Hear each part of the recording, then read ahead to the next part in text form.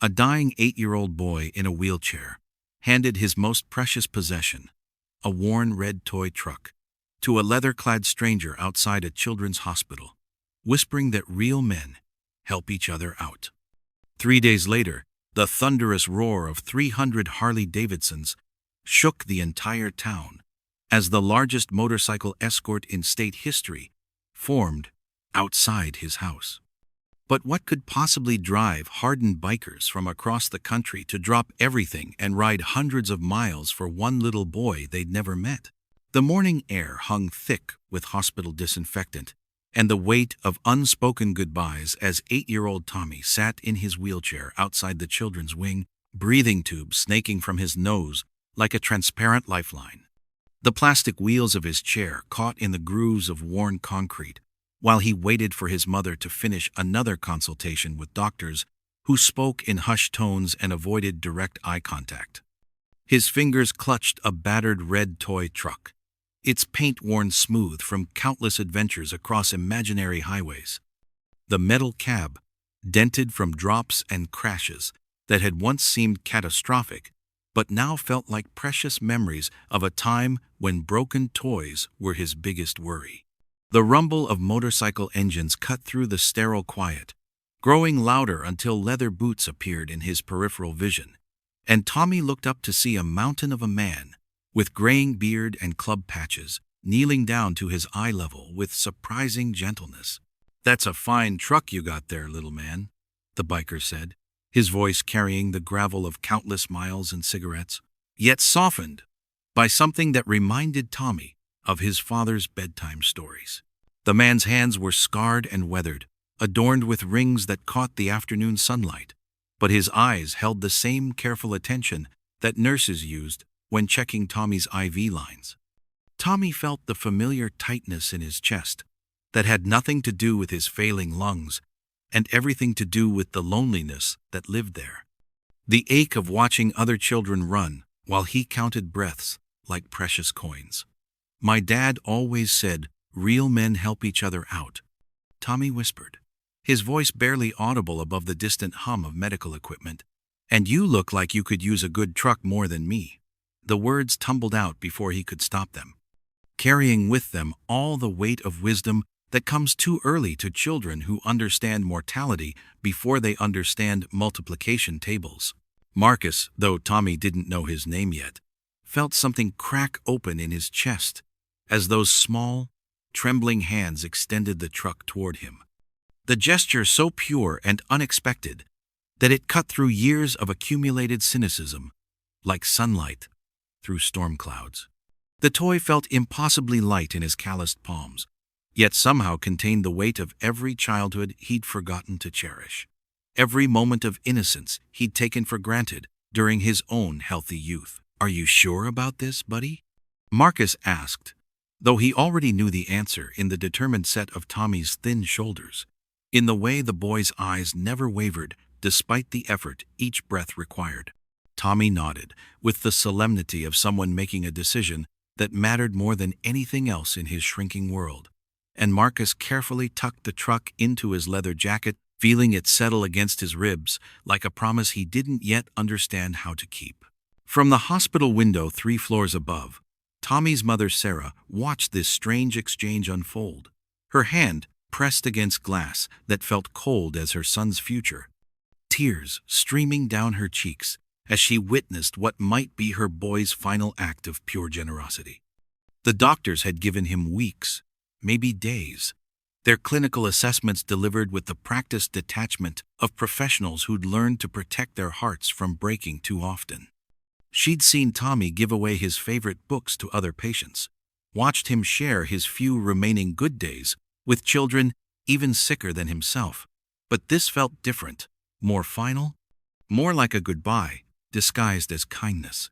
The biker rose slowly, Tommy's gift secured close to his heart, and something in his lined features promised adventures that her son's body could no longer take, journeys that would live in the spirit of a red toy truck traveling roads Tommy would never see. The rumble of Marcus's Harley faded into the distance, leaving only the antiseptic silence of the hospital and a mother's racing heart. Marcus rode away from the hospital with the small truck burning against his chest like a brand. Its presence, a constant reminder of the courage he'd just witnessed, and his own failures, as a man who'd spent years complaining about traffic jams and overpriced beer, while a dying child worried about strangers needing help. The weight of Tommy's gift, pressed deeper than metal and plastic had any right to, carrying with it the memory of his own son Danny, lost to leukemia 3 years prior, in a different hospital, but with the same antiseptic smell and the same helpless vigil of parents watching their children slip away breath by breath. That night in his cluttered garage, surrounded by chrome and engine parts that had once seemed important, Marcus pulled out the red truck and set it on his workbench under the harsh fluorescent light, studying its burnished edges and faded paint job as if it might reveal the secret of how an 8-year-old could possess more grace than most adults would ever know. The story poured out of him at the clubhouse that Friday, his voice rougher than usual as he described Tommy's thin frame and steady gaze, the way such delicate hands could hold such enormous generosity. "Kid's got maybe 2 weeks left," Marcus told the assembled brotherhood. Men whose own scars ran deep and whose understanding of loss had been carved by motorcycle accidents, combat tours, and the particular grief that comes from watching strong people break, gave me this truck like it was the most natural thing in the world, like he was worried I didn't have one. The room fell silent except for the clink of beer bottles and the distant hum of the highway that called to them all, each man processing the story through his own lens of regret and missed opportunities to matter in someone else's life. Word spread through the motorcycle community like wildfire catching dry timber, Marcus's account traveling from the local chapter to regional leaders, then across state lines through phone calls and encrypted messages, until riders from Texas to Maine were learning about Tommy's gift and the kind of selfless courage that most adults only witnessed in movies. The story resonated in ways that surprised even Marcus, touching something primal in men who'd built their identities around strength and loyalty, but who recognized in Tommy's gesture the purest expression of both virtues they'd ever encountered. Chapter presidents found themselves taking calls from members wanting to know more, riders asking for the kid's address, tough guys with tears in their voices wondering what they could possibly do for a boy who'd already given more than he'd received. Sarah answered her phone on Sunday evening to hear a gruff voice introducing himself as Marcus, explaining that he'd met Tommy at the hospital and that some friends wanted to show their appreciation for her son's kindness. "We'd like to escort Tommy to school tomorrow, ma'am," he said, the formality in his tone barely concealing an emotion that ran much deeper than casual charity. "Show him what real brotherhood looks like." Sarah's knees buckled as the implications hit her. Her son, who'd never experienced anything close to celebrity or recognition, would be honored by the very people society taught children to fear. The irony wasn't lost on her that Tommy, who'd spent his short life being seen as fragile and different, had somehow earned the respect of men whose entire existence revolved around being seen as dangerous and untouchable. That night, as Sarah helped Tommy with his breathing treatments and medications, she struggled to find words that could prepare him for what tomorrow might bring, without building expectations that could be disappointed. "The man you gave your truck to called," she said carefully, watching Tommy's face for any sign of fatigue that might indicate he wasn't strong enough for excitement. "He wants to visit your school tomorrow, along with some friends." His face lit up with the first spark of genuine joy she'd seen in weeks, and he whispered, "Do you think he's taking good care of my truck?" Sarah nodded through her tears, knowing that her son's concern for his gift's welfare revealed the depths of a heart too big for his failing body, too generous for a world that rarely returned such kindness. Sarah spent that night checking on Tommy every hour, her mind spinning between terror and hope as she imagined what dawn might bring. The first rumble began before dawn, a distant thunder that seemed to rise from the earth itself rather than the sky, growing steadily stronger, until Sarah realized it wasn't a storm approaching, but something far more extraordinary. She pulled back Tommy's bedroom curtains to reveal a sight that defied every expectation she'd harbored about the previous night's phone call. Motorcycles stretching down their quiet suburban street like a river of chrome and leather, their riders dismounting with the precision of a military operation. The sound was overwhelming, a symphony of Harley-Davidson engines that made the windows rattle and car alarms shriek in protest, yet somehow felt less like chaos and more like the gathering of an army assembled for the most important mission of their lives. Tommy pressed his face against the glass, with wonder that temporarily eclipsed his labored breathing, his medical equipment forgotten, as he counted motorcycles that seemed to multiply with each passing minute. Marcus appeared at their front door, flanked by chapter presidents, whose patches told stories of brotherhood forged across state lines and decades of loyalty, men whose battle-scarred faces had seen too much, but whose presence here spoke to something pure that transcended their rough exteriors. "We've got about 300 riders here, ma'am," Marcus said to Sarah, his voice carrying a reverence usually reserved for churches or graveyards. "They came from as far as California and Florida, left their jobs and families because your boy's story traveled faster than any of us expected." The toy truck sat prominently on his bike's handlebars, polished to a shine that made it gleam like a talisman, and Tommy's eyes fixed on it with the recognition of something precious being honored rather than merely carried. The school principal had arrived early after receiving frantic calls from parents and police dispatchers, expecting trouble, but finding instead the most organized and respectful gathering he'd witnessed in 20 years of education. News crews scrambled to position themselves along the route, their reporters struggling to explain why hundreds of intimidating bikers had converged on an elementary school for one terminally ill child, their cameras capturing scenes that would challenge every stereotype their viewers held about motorcycle clubs and the men who rode in them. The police chief, initially concerned about crowd control and public safety, found himself directing traffic for what had become the largest peaceful demonstration in the county's history.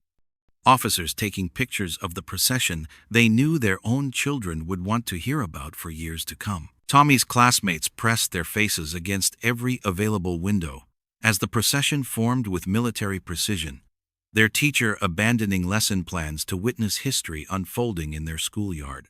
Marcus lifted Tommy carefully onto his bike, Tommy's slight frame dwarfed by the massive Harley, but somehow belonging there, as if this moment had been written in some cosmic plan that none of them fully understood.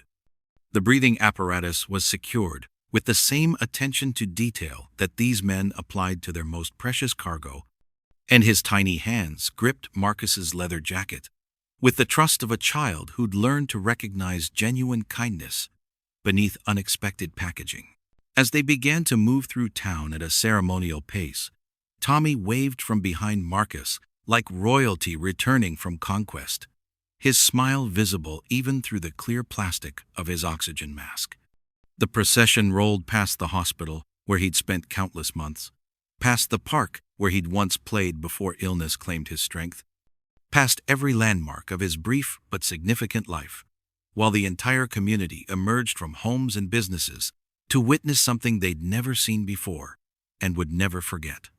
Store owners stepped onto sidewalks, construction workers climbed down from scaffolding, and office workers abandoned their desks to catch a glimpse of the most unlikely parade in their town's history, many of them wiping away tears as they realized they were watching love manifest in its purest, most unexpected form. The thunder of 300 motorcycles gradually gave way to an almost sacred silence as they pulled into the school's parking lot, engines cutting out one by one, until the only sounds were Tommy's steady breathing and the whispered conversations of children who'd never seen their playground become hallowed ground. Marcus helped Tommy down from the bike with the gentleness of a father handling his most precious treasure, his legs unsteady, but his spirit soaring higher than his struggling respiratory system had allowed in months. The assembled bikers formed a corridor of steel and hide that led directly to the school's main entrance, their massive forms creating a protective honor guard for the smallest hero any of them had ever encountered. Men whose own battles with demons and disappointments suddenly seemed trivial compared to Tommy's daily courage. "I can feel my dad smiling," Tommy whispered to Marcus. As they walked slowly toward the building, his words, carrying across the hushed gathering, like a benediction that blessed every mile these riders had traveled to be here. Sarah walked behind them, her hand covering her heart as she watched her son experience something that transcended every limitation his disease had placed on his young life, surrounded by protectors who'd emerged from the most unexpected corners of humanity's spectrum. The toy truck, now secured to Marcus's vest, like a medal of honor, caught the morning sunlight and threw tiny rainbows across the asphalt, as if Tommy's generosity had somehow learned to bend light itself into symbols of hope. Tommy's teacher, Mrs. Henderson, met them at the classroom door, with tears streaming down her cheeks, having spent the morning explaining to 25 7-year-olds why their classmate deserved an escort that most world leaders would envy. The children erupted in cheers that mixed with the gentle rumble of motorcycles being started again, the riders preparing to disperse back to their regular lives, but carrying with them the memory of morning that had reminded them why brotherhood and honor weren't just words embroidered on patches, but principles worth riding hundreds of miles to uphold. Tommy took his seat at the small desk he'd occupied for barely 2 months of this school year, his breathing equipment positioned with the same care the bikers had shown throughout the morning, and began to tell his classmates about the adventure that had carried him to school on the wings of thunder. Marcus lingered in the doorway longer than protocol typically allowed, watching Tommy's animated description of the morning's events, Tommy's enthusiasm making his words tumble over each other. Despite his labored breathing, the red truck remained prominently displayed on Marcus's vest, and he knew that every mile he rode from this day forward would carry Tommy's spirit along roads. The child would never physically travel, but would forever inhabit in the memory of a gift freely given to a stranger who'd needed it more than either of them initially understood. The other riders had begun their journeys home, their motorcycles carrying them back toward regular responsibilities, but with hearts fundamentally changed by witnessing grace disguised as an 8-year-old's simple generosity. As the last engine sounds faded into the distance and Tommy's school day began in earnest, Sarah stood in the parking lot, holding the business card Marcus had pressed into her palm, his phone number written in careful block letters beneath the simple message, "For anything you need, anytime." She understood that her son's gift of a toy truck had created something larger than charity or kindness. It had forged connections that would outlast Tommy's remaining time and honor his memory in ways that would echo through the motorcycle community for decades to come.